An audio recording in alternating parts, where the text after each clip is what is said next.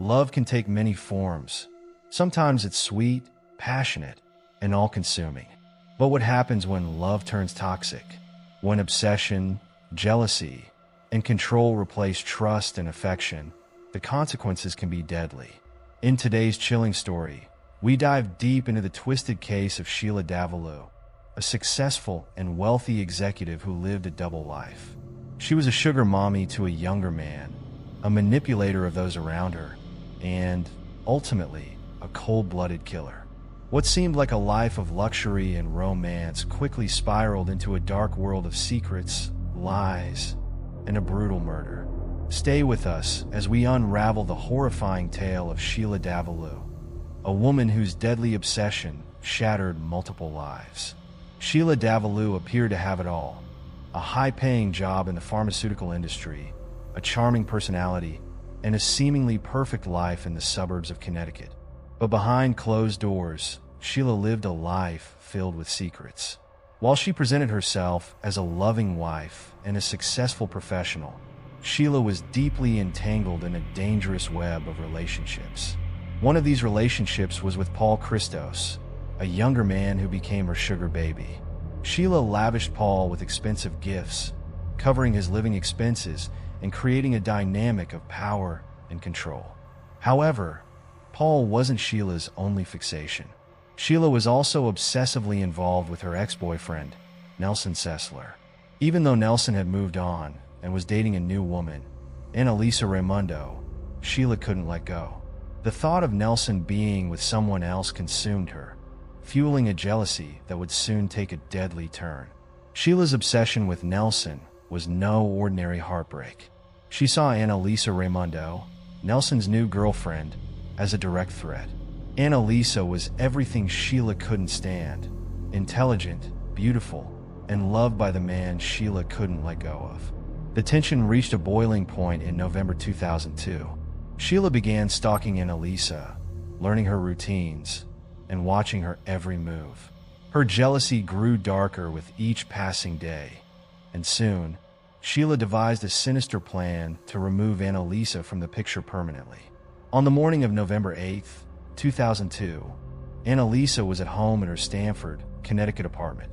She had no idea that Sheila was watching, waiting for the perfect moment to strike. That day, Sheila Davalloo entered Anna Lisa's apartment under the guise of delivering a package. Once inside, Sheila launched a brutal attack, stabbing Anna Lisa multiple times in a fit of rage. The crime scene was gruesome, with clear signs of a struggle as Anna Lisa fought for her life. Neighbors later recalled hearing screams, but by the time authorities arrived, it was too late. Anna Lisa was found lifeless in her apartment, her body riddled with stab wounds.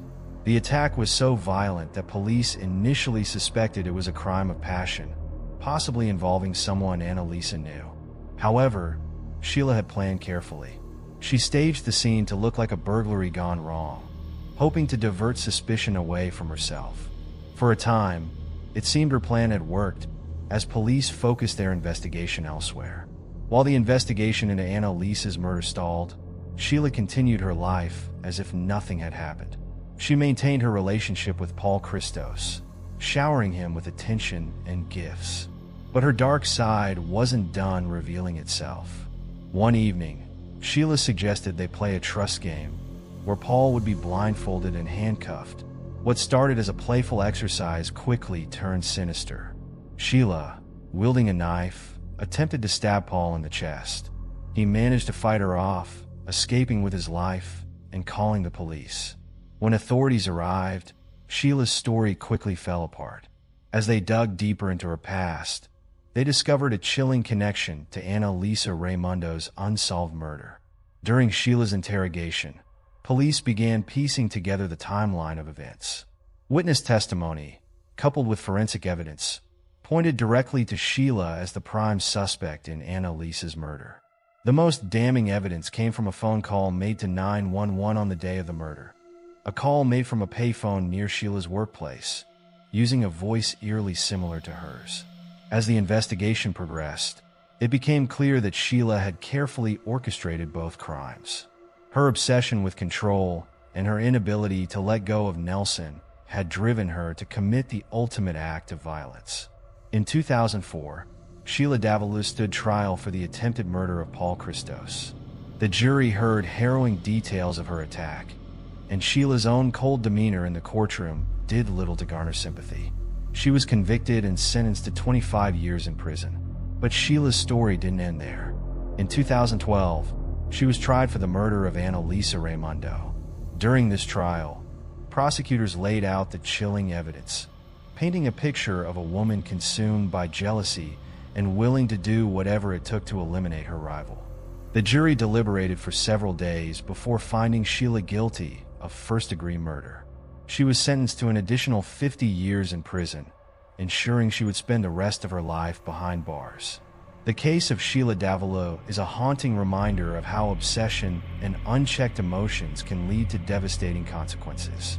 Sheila's ability to manipulate those around her, combined with her cold and calculated nature, made her a uniquely dangerous individual. For the families of Anna Lisa Raymundo and Paul Christos, the pain and trauma caused by Sheila's actions remain a heavy burden. But their stories also serve as a warning about the dangers of toxic relationships and the importance of recognizing the signs of obsession and control. Sheila Davalloo's story is one of love twisted into something unrecognizable. It's a tale of how wealth and charm can mask a dangerous obsession and how jealousy, left unchecked, can lead to unimaginable violence. As we reflect on this chilling case, it's important to remember that beneath the surface of seemingly ordinary lives, dark secrets can lurk. Sheila Davalloo was a master manipulator, but her crimes ultimately caught up with her, ensuring justice for those whose lives she destroyed. Thank you for joining us on this deep dive into one of the most disturbing true crime cases.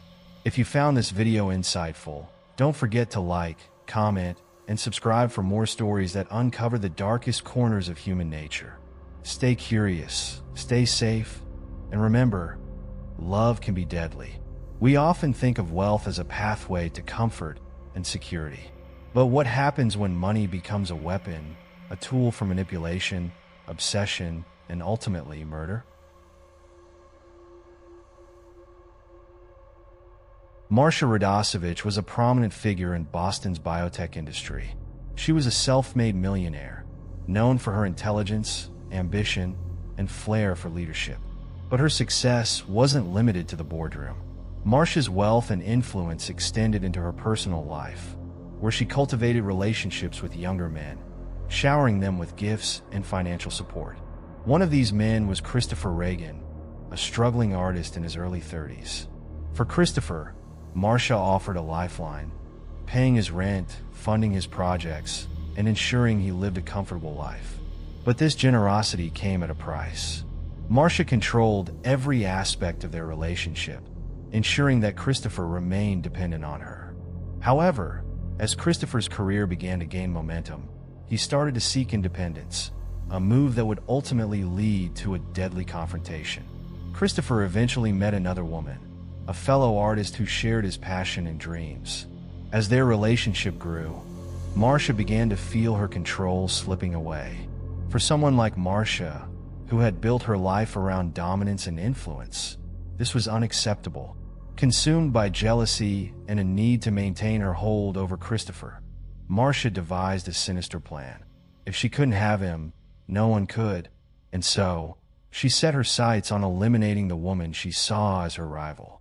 In the months leading up to the crime, Marcia carefully plotted every detail. She hired a private investigator to follow Christopher and his new girlfriend, gathering information about their routines and personal lives. This wasn't enough for Marcia. She wanted a permanent solution.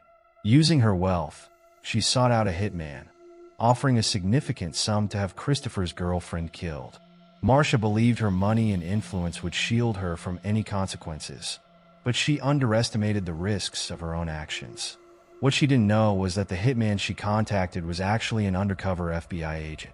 As Marcia shared the details of her plot, authorities were gathering the evidence needed to bring her down. On the day Marcia believed the hit would be carried out, she awaited confirmation. But instead of a call from the hitman, Marcia was greeted by FBI agents at her door. She was arrested on charges of conspiracy to commit murder, a shocking fall from grace for the wealthy entrepreneur. News of Marcia's arrest sent shockwaves through Boston's biotech community. How could someone so successful, so seemingly in control, orchestrate such a heinous crime? During her trial, prosecutors painted a chilling picture of Marcia as a woman driven by greed and jealousy. They presented evidence of her obsession with Christopher, her meticulous planning, and the cold calculation behind her actions. The defense, on the other hand, attempted to portray Marcia as a woman who acted out of desperation and emotional turmoil. They argued that her crime was a tragic result of her inability to cope with rejection. The jury, however, was unmoved by these arguments. The evidence was clear. Marcia had not only planned to take a life, but had also done so with chilling precision. She was convicted of conspiracy to commit murder and sentenced to 20 years in prison. Marcia's conviction marked the end of a dark chapter in Christopher Reagan's life. Though he and his girlfriend were spared from physical harm, the emotional scars left by Marcia's betrayal and manipulation would remain for years. For those who knew Marcia, the case served as a stark reminder of the dangers of unchecked power and obsession. Her story became a cautionary tale about the destructive potential of toxic relationships and the devastating impact of wealth-driven control. The case of Marcia Radosevich is a chilling example of how greed, jealousy, and a desire for control can drive someone to commit unimaginable crimes. It's a tale of how even the wealthiest and most successful individuals can fall victim to their own dark impulses. As we reflect on this story, it serves as a reminder to recognize the signs of toxic relationships and to understand the devastating consequences when love turns deadly. Thank you for joining us in this deep dive into another harrowing true crime case. If you found this video compelling, don't forget to like, comment, and subscribe for more chilling stories. And remember, money and power can't always hide the truth. Stay safe, and see you next time.